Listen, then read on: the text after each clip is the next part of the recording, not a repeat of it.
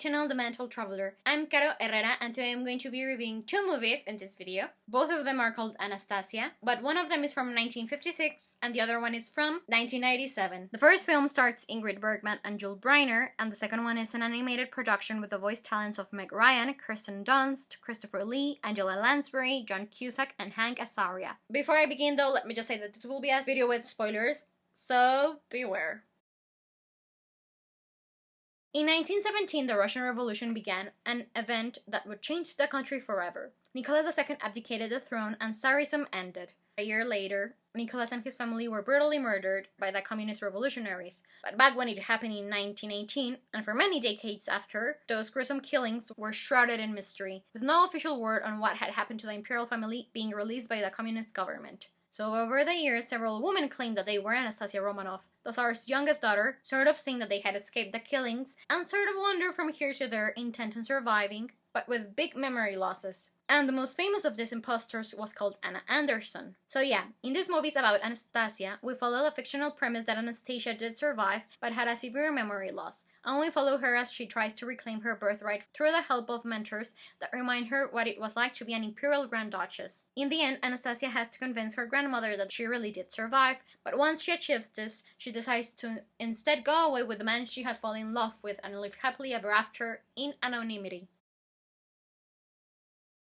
I first saw the animated film back when I was a kid. I've always loved it. I even dressed up as Anastasia with her court dress once for Halloween, and I had a little dog like hers. And to this day, I still get goosebumps when I'm hearing or watching the scene of Once Upon a December. But yeah, over the years, I've constantly rewatched this movie endless times. And I also remember at one point having watched this really weird animated movie about Anastasia and her family being turned into musical instruments. But yeah, anyways, I've always loved history, and I'm sure this was my introduction to the Romanov story. But over the years, I've fallen more for them, and I've done a lot of research, and I just love so much about Nicholas II and his family. And I am a royalist, so while I think that Nicholas II was a really good family man, and not that good of a Tsar, I can't help it. He's one of my favorite historical figures ever. So my initial interest for Anastasia has sort of passed on to her father, and then to his mother, Maria Fedorovna, and then to all the rest of the family. And on the other hand, I've also always loved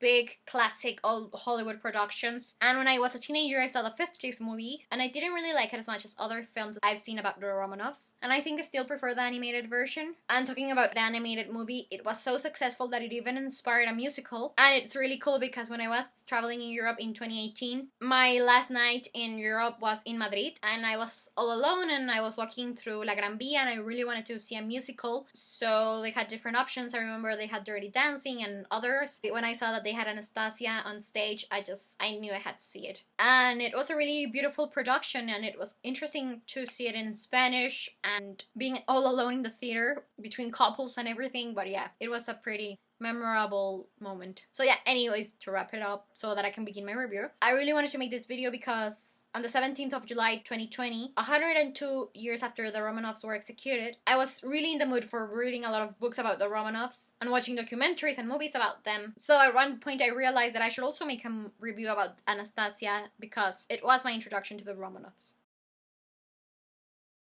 Okay, so I give the 1956 movie a 4 stars out of 5 and the 1997 movie a 4.5 out of 5 stars review. I really like the first film because I've grown to appreciate it over time, and Ingrid Bergman really does a wonderful performance, and I'm happy that she won the Academy Award for Best Actress for this movie. It's a way darker and more mature take on the story than the animated version, hitting at issues like attempted suicide, mental health issues, PTSD, but as I said, I still prefer the animated version. Why? Well, because of the fact that it's really creative and well done. There's this nostalgic element to it, being my introduction to the Romanov story, and I also love all of its songs. And I do see the appeal of presenting the story as a fairy tale, but that's also its main problem. While I feel touched to this movie, I can no longer watch it with a clear conscience, knowing what really happened to the Romanovs, how horrible their ending was. And so I think it's a disrespect to their memories to present this sort of fan fiction with tucking animals and Rasputin wanting to destroy them, while the Romanovs' downfall wasn't only really Rasputin's fault. All the blame is also to Lenin and Stalin. But like, don't get me wrong, I love Rasputin, but but his relationship with the Romanovs is not what the movie presents. So that's why I can really give it a 5 out of 5 stars review, because it's not historically accurate and because I find it disrespectful. And while others may find it easier to separate fiction from reality, in the case of the Romanovs I just can't. Also, Nicholas's mother, Maria Fedorovna, she's my favorite Queen consort ever, and it always breaks my heart